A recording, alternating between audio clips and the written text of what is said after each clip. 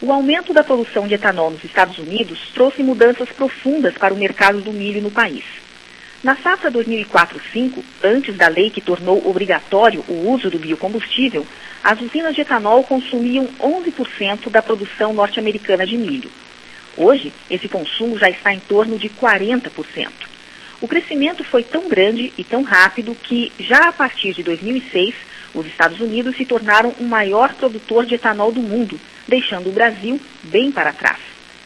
Um dos fatores que contribuíram para todo esse crescimento foi o subsídio de 45 centavos de dólar por galão recebido pelas distribuidoras de combustíveis, que misturam até 15% de etanol à gasolina.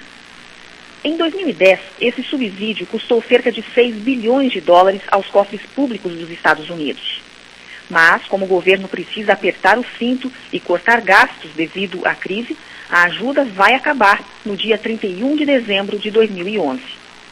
Para saber qual será o impacto do fim do subsídio sobre a produção de etanol dos Estados Unidos, a AG Rural foi ao estado de Iowa, maior produtor do combustível, para conversar com um analista do setor.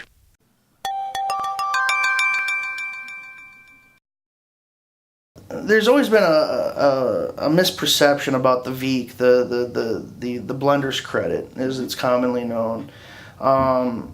Ethanol producers don't directly benefit from that per se. I mean, they indirectly benefit from it, but they don't directly receive those funds. That credit goes to the oil companies to use ethanol.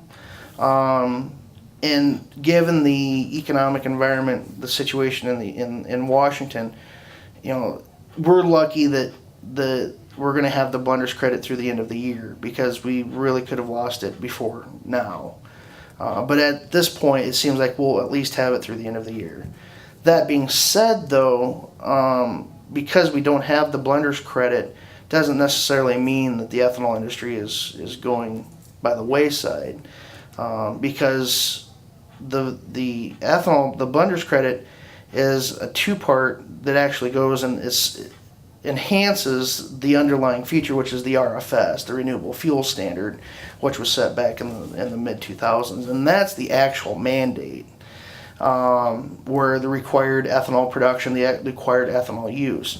So these oil companies are required to blend ethanol, but at the same time we're also paying them to make it more profitable for them to use ethanol.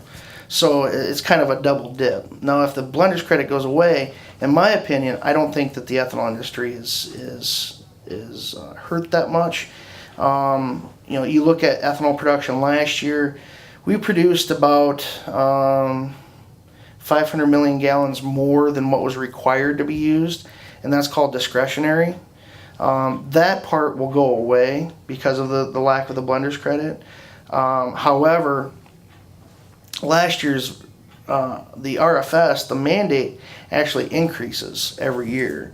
So the mandate for this year is equal to what we blended or what we produced last year plus the discretionary blending. So it's basically a wash. And the RFS actually also expands next year.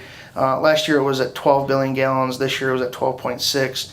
Next year I believe it's at 13. So it expands again.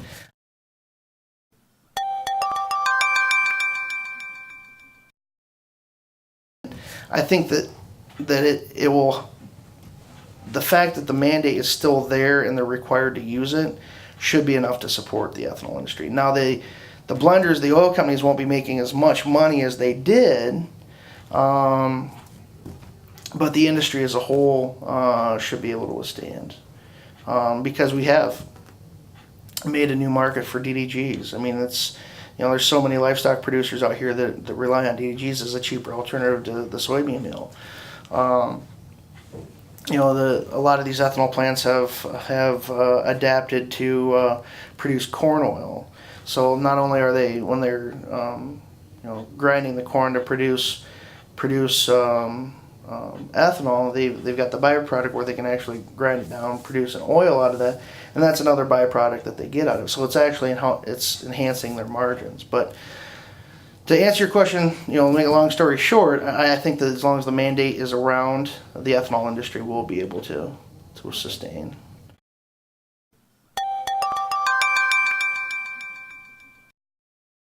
A lot of the questions I get is about the import tariffs. We haven't imported Brazilian ethanol in so long that it's a moot point. I mean, there's no sense in having it if we're not doing it. And you guys have enough demand for your sugar and ethanol as it is. You're not going to be exporting anytime soon.